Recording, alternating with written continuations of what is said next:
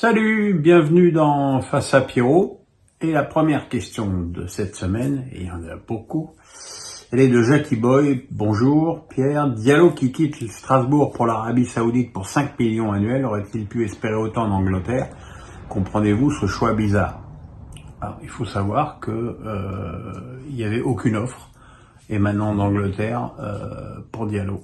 Donc oui, il aurait pu choisir l'Angleterre, mais encore eût-il fallu qu'un club se positionne dessus. Après, je suis pas certain qu'un club anglais aurait envoyé 5 millions d'euros de salaire à un joueur comme Diallo. Donc voilà, je comprends que les supporters strasbourgeois puissent être déçus. Mais voilà, l'année dernière, Strasbourg avait refusé 12 millions d'euros de la Salernitana pour lui. Markella lui avait fait la promesse qu'en cas de bonne offre, il pourrait partir cette année. Et voilà, un président qui tient ses promesses, c'est quand même pas si mal. Elias Recham me demande, as-tu été surpris de voir Nice mettre Boulka comme gardien numéro 1? Quand je vois le désamour autour de Kasper Schmeichel, et puis aussi ce que je lis autour de Schmeichel, c'est-à-dire qu'il s'entraîne quand il a envie, il est parti se ressourcer parce que ça va pas fort, le mec est pas fiable. Donc Boulka a visiblement la confiance de tous à Nice, donc non, je suis pas surpris. La question, je sais pas qui c'est, mais la question est bonne, donc je la prends. Bonjour Pierre, les débiles et non les supporters qui se sont battus à Saint-Etienne sont des plaies pour leur club. Quelles sont les solutions pour stopper, augmenter les places, mais tout le monde en paiera les frais, ou une justice ferme? Il faut des interdictions de stade. Là, je pense qu'il y a eu des vidéos à Rodez et il est quand même assez facile d'identifier pas mal de ces abrutis qui se sont effectivement tapés sur la gueule. Donc,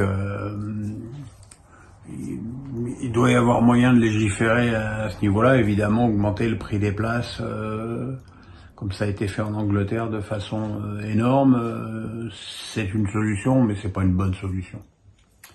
Gabriel, ne trouvez-vous pas la hype derrière l'arrivée de Messi en LMS complètement exagérée, des défenses en carton de niveau national 1, alors que le joueur a un bilan de la scène européenne inexistant depuis 2015?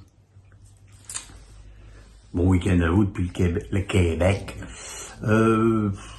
Alors les quelques images que j'ai pu voir de Messi depuis qu'il est à Miami interrogent pour le coup réellement sur le niveau ou sur la volonté des défenseurs adverses de défendre de façon physique sur Messi. C'est à se demander s'il n'y a pas des consignes pour que Messi marque beaucoup, pour que ça puisse faire parler de la MLS partout dans le monde. En tout cas, effectivement, c'est un championnat de seconde zone, et encore heureux que Messi il marque des buts. Cérès Tadix me dit: bonjour Pierre, est-ce que commenter des matchs te manque ou pas vraiment? Est-ce un exercice que tu te vois reprendre un jour? Alors, faut savoir que c'est moi qui avais vraiment insisté pour commenter des matchs à Canal, malgré la défiance de beaucoup. Après, à l'usage, j'ai pu voir que j'avais un style finalement assez personnel dans cet exercice, à savoir que finalement je parlais assez peu. Moi, il y a rien. Après, je fais selon mes goûts. Moi, il y a rien qui me saoule plus qu'un commentateur qui parle pendant 90 minutes en se demandant même comment il fait pour respirer entre ses phrases. Donc c'est vrai que je parlais assez peu, que j'étais d'un enthousiasme limité. Alors effectivement, si vous voyez le premier match que j'ai commenté, c'était Arsenal-Newcastle 7-3. Là évidemment, j'étais d'un enthousiasme dingue. Après, j'ai commenté des matchs, notamment, je me souviens, un Toulouse-Nice horrible. Donc là, je suis pas là pour vendre de la lessive, donc si c'est pas bien, je dis que c'est pas bien, quoi. Mais reprendre, oui, mais il faudrait que quelqu'un me propose quelque chose. Et croyez-moi, ce n'est pas d'actualité. Voilà, comme ça c'est dit. Gilles Graillot me dit: peut-on imaginer un préaccord PSG pour évincer Neymar et créer une nouvelle équipe plus équilibrée avec une attaque Mbappé, Ramos, Dembélé, avec une défense plus forte et un milieu plus travailleur?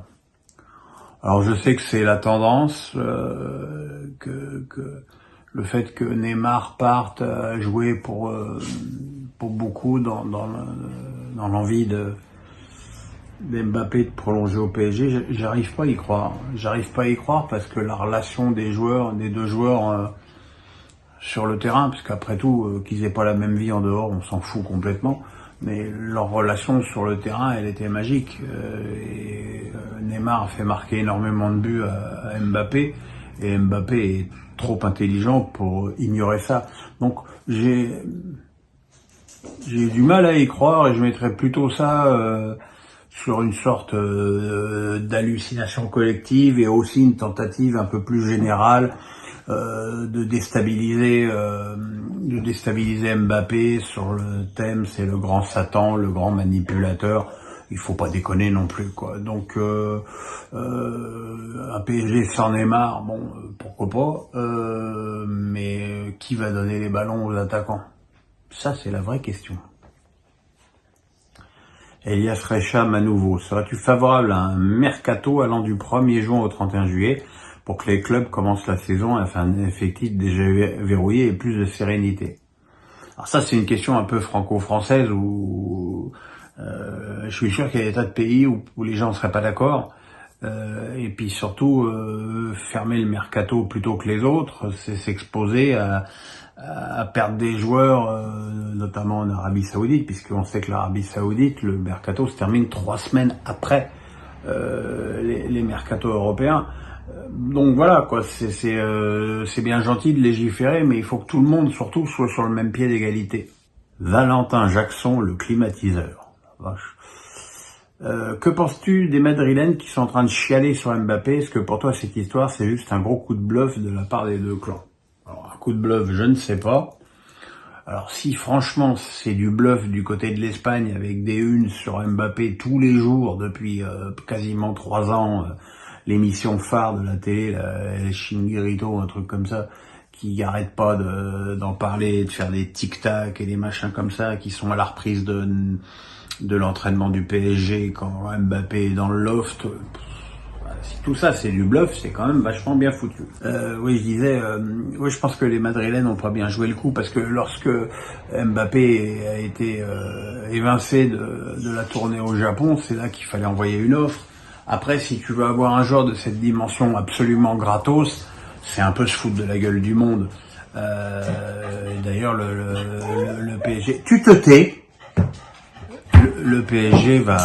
Allez, viens là. Allez, hop, voilà. Bonjour tout le monde, Voilà. Oui, on se tait.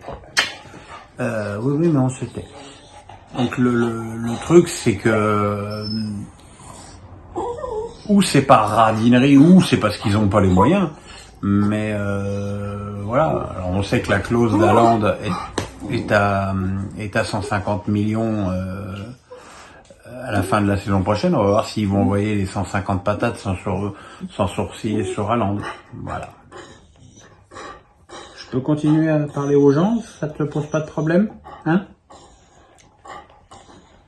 Benjamin Meunier, question tennis. Gaël Monfils a encore fait une grosse perf en arrivant en quart au Master 1000 du Canada en sortant de Tsitsipas à 36 ans, quand on voit le niveau dont qu'il est capable, je remets ça un peu en français, hein, qu'il est capable encore d'avoir, n'est-ce pas un immense gâchis au regard de sa carrière? À une époque, j'ai pas mal connu Gaël. C'est un garçon à la fois extrêmement décontracté et extrêmement tourmenté, ce qui est quelque part un peu paradoxal. Et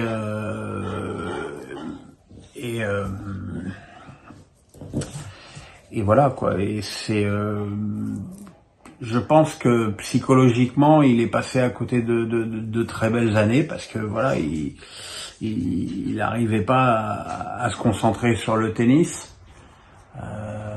Je me souviens un jour en finale à Bercy, son père n'arrivait pas, il a dit mon père est pas là, je joue pas. C'est des trucs comme ça. Après, c'est vrai qu'il a un style de jeu qui est un petit peu qui n'est pas en adéquation avec son physique, hein. Quand tu choses du 48, c'est compliqué de faire des grands rallyes comme ça tout le temps. Après, c'est vrai qu'il a un fusil à pompe à la place du coup droit, qu'il a un service magnifique, un revers d'une régularité incroyable. Moi, je pense que c'est très objectivement le joueur français qui avait le plus gros potentiel pour remporter un grand chelem. Voilà, la vie ne l'a pas voulu. Maintenant, il faut profiter de lui sur ces derniers matchs. Encore du tennis avec Anatole du 49 qui me dit « Bonjour Pierre, est-il trop tôt pour avoir un pronostic masculin et féminin pour le prochain US Open ?» Alors là, on est sur le Master 1000 de Toronto, qui est le Master 1000 de reprise de la tournée américaine, où les joueurs ont fait des coupures. Hein, Djokovic a pas joué, Tsitsipas a pas joué, Alcaraz a pas joué. Donc voilà, les mecs se remettent un petit peu en route, et il y a et c'est assez souvent qu'il y a des éliminations prématurées des têtes de série à Toronto. Donc maintenant, les choses sérieuses vont un petit peu plus commencer. Chez les hommes, ce sera Djokovic ou Alcaraz, et chez les femmes, si ces nerfs tiennent, je pense que Sabalenka sur cette surface est au-dessus. Benjamin Meunier, que penses-tu du traitement réservé à Mathieu Lartaud par France TV? Il semble avoir été très soutenu par la chaîne et devrait revenir à l'antenne pour la Coupe du Monde de rugby. Sa combativité force le respect, ça me fait repenser à ton absence lors de ta greffe. Je pense que l'attitude de France TV par rapport à Mathieu Lartaud, elle est juste parfaite, mais que c'est aussi difficile de faire autrement. Je connais pas Mathieu, mais tout ce que je sais de lui par d'autres personnes, c'est que c'est un mec adorable, et voilà, et ce qui lui est arrivé, terrible. Moi, je savais même pas qu'on pouvait avoir un cancer du genou, donc voilà, il revient, tant mieux pour lui, ce sera un moment émouvant, et puis il y a une belle Coupe du Monde à vivre pour lui et pour tous les Français en France en septembre. Voilà, effectivement, ça m'a rappelé mon retour après ma greffe. C'était le bon temps.